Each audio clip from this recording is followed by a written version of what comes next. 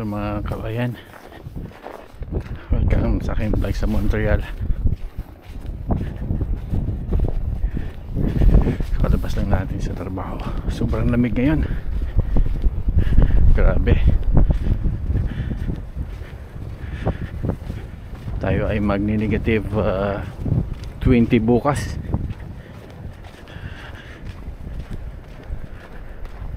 Ngayon pa lang sobrang lamig na. Check ko nga sa ano ko.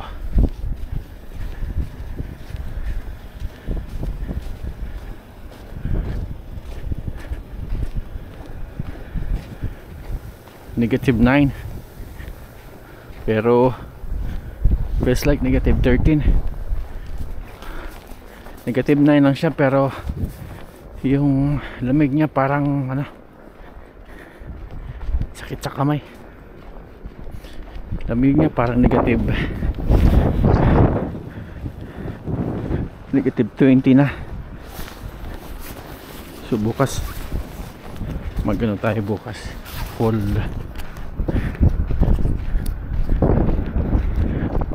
gear tayo bukas.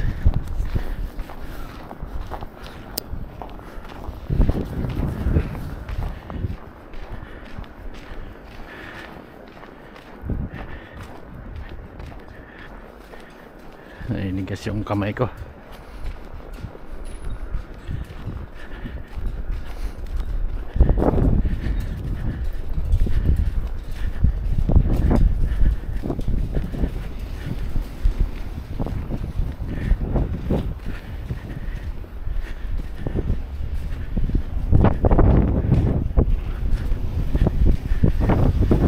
Bukas malamig na bukas, negative 20. Pero kung may hangin pa, tataas pa yun. Kasi ang number 1 nagpapalamig yung hangin.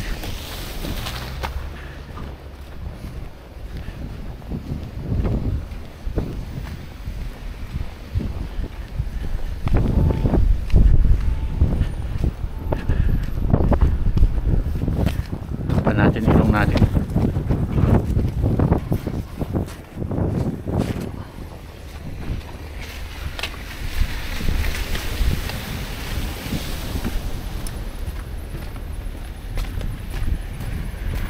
Sabi ng kasama ko sa trabaho,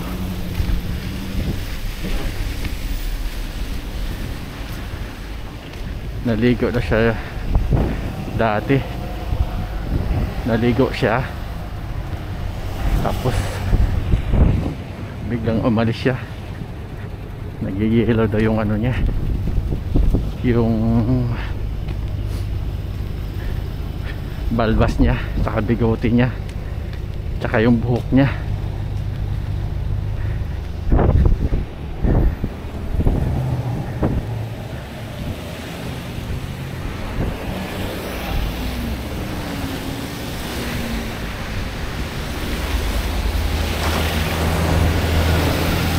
Possible bukas kung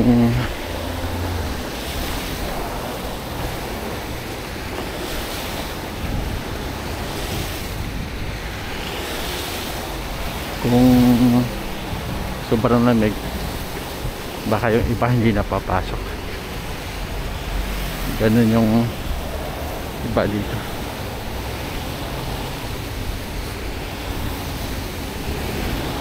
Minsan yung kulangot mo, ano na lang yung dugo, dahil sa sobrang lamig.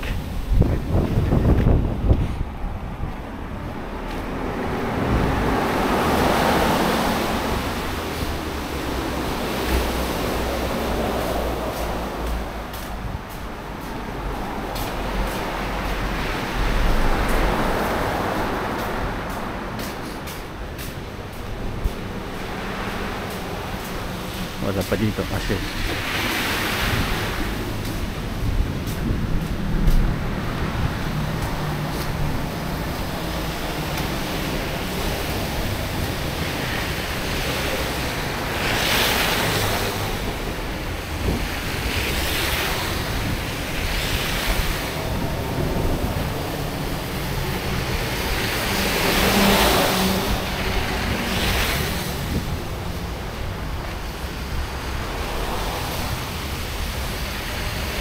Feels like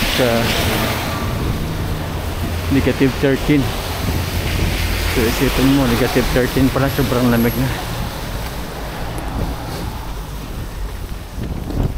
Nakalimutan ko yung gloves ko sa bahay kanina, nagmamadali. Pero okay lang, basta tago mo na yung kamay mo sa bulsa, sa pocket ng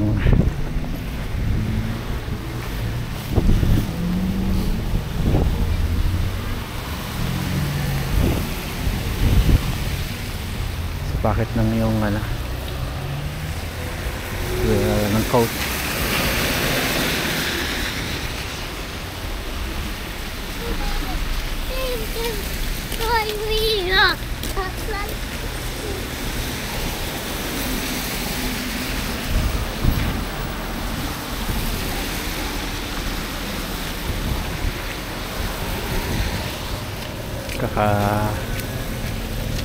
Lampas lang ng bus.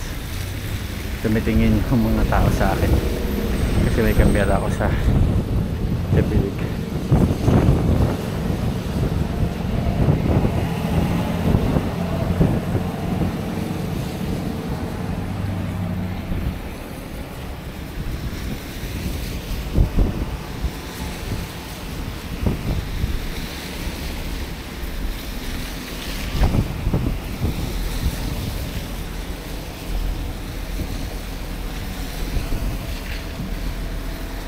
Oh, itong lalaki nga naka brown, no? Naka ano lang siya, oh. Naka warmer lang siya, wala siyang winter coat, wala din isang wala din isang bonnet, sombrero pa suot niya.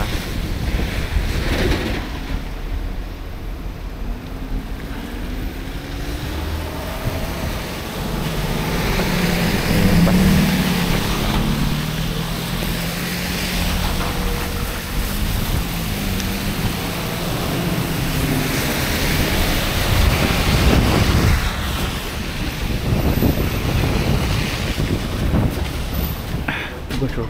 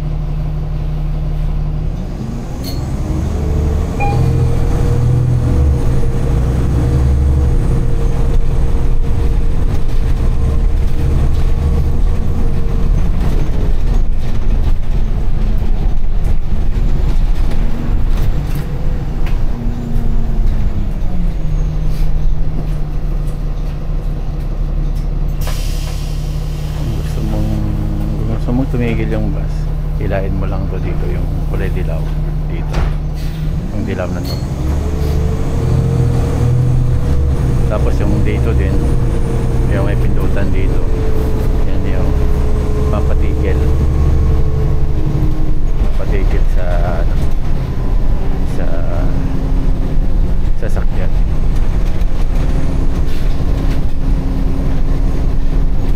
Ang lamig sobra, sakit sa kamay. Yan ang problema. Yan, o, tingnan mo na. Yan. Pag matagal pa magkakaroon ka ng frostbite.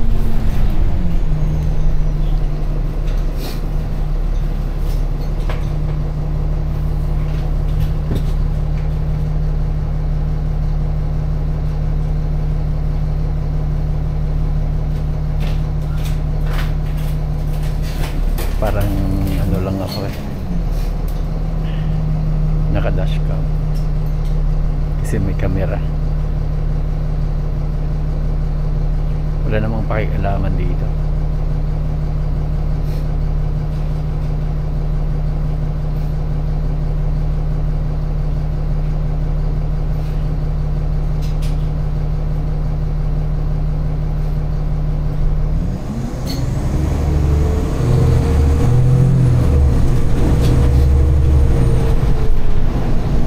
Dalawa lang kaming pasahero ngayon. Kakalampas lang kasi ng isang bus. So mga 5 minutes ago dumaan din tong bus na to, kaya wala pa masyadong pasahero. Tulad ng mga after 15 minutes 20 minutes yan, marami ng pasahero yan naghihintay sa bus station.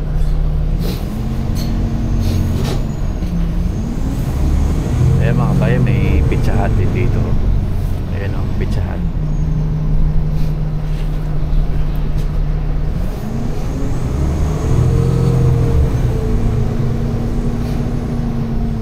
Ayan, drugstore para mapalay.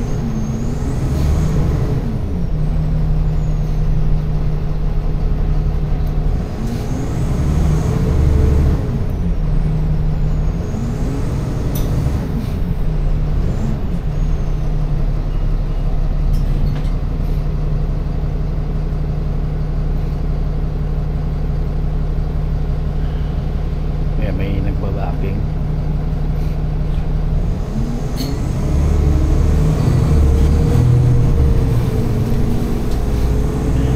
Hindi siya mga pwesto ng mais kasi may snow sa gilid.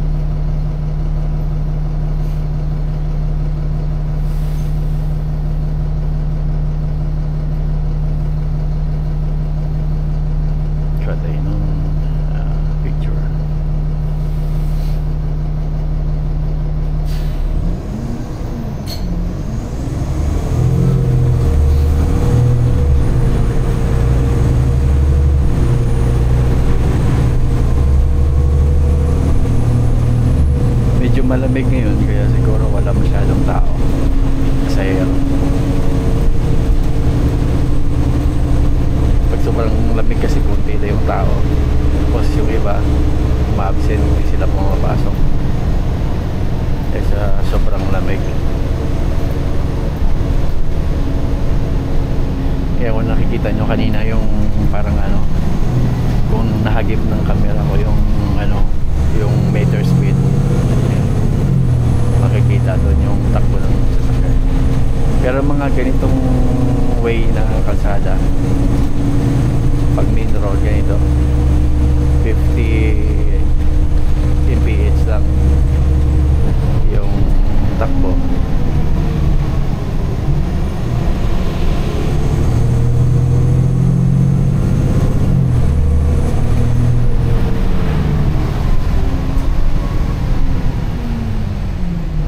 Kaya di ka pwedeng pumilis dito. Ayan na yung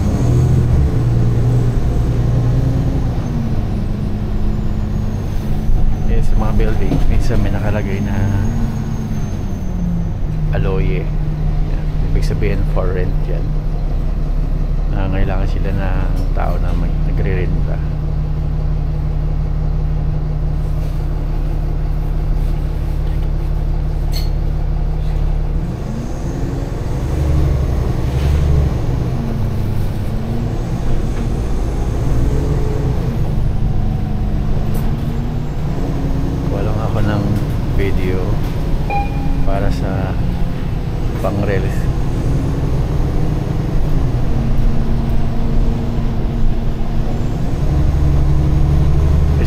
nag-experience din ako kahit mga 15 seconds lang.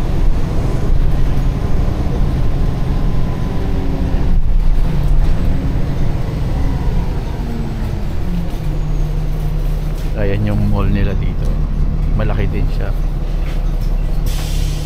pero hindi siya ano, ibang ko lang kung may lagusan yan sa loob, meron siguro.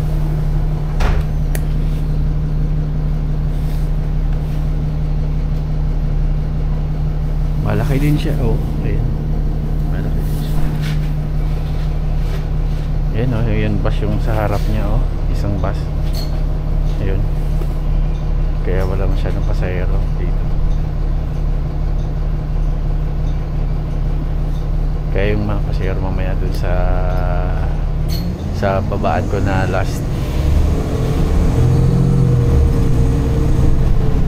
Dito yan sila papasok kasi maluwag dito.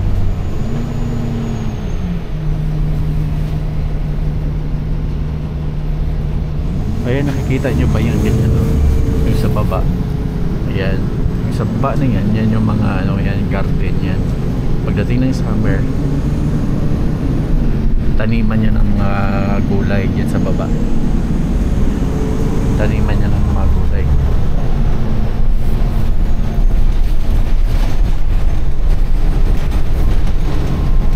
Pagdating ng summer, pagdatanim ng gulay sa mga 5 to 6 months, ma-harvest na nila. May mga Pilipino din na may mga garden.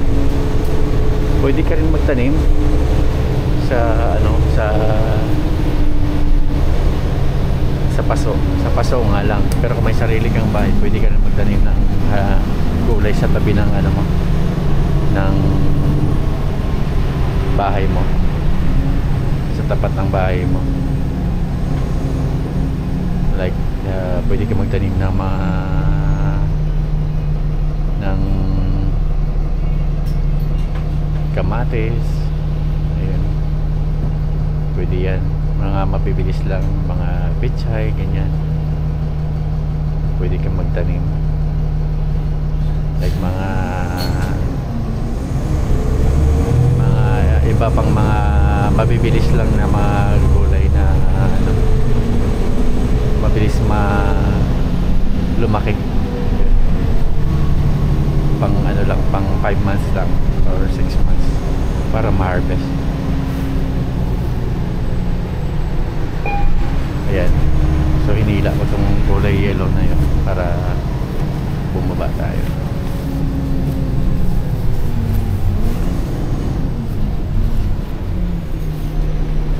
Konti na yung pasahero ngayon, malamig kasi.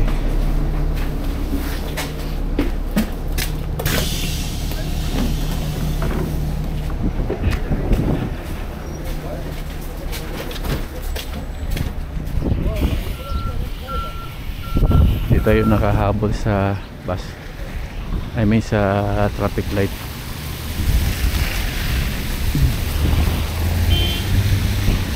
Sabi tayo kung pwede rin tayo maglakad dito. Yan, yun na lang tayo tatawid sa tapat ng park.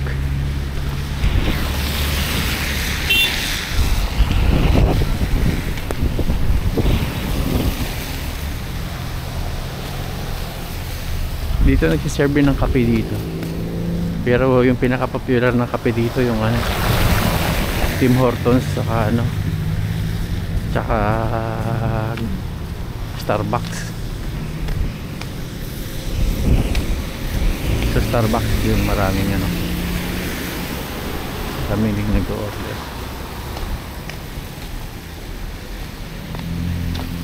Pero mas marami sa ano eh,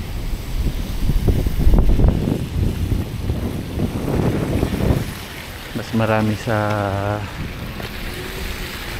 Tim Hortons kasi mura lang.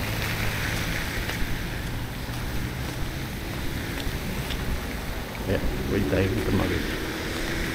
Yung mga sasakyan naman, titigil naman yan sila.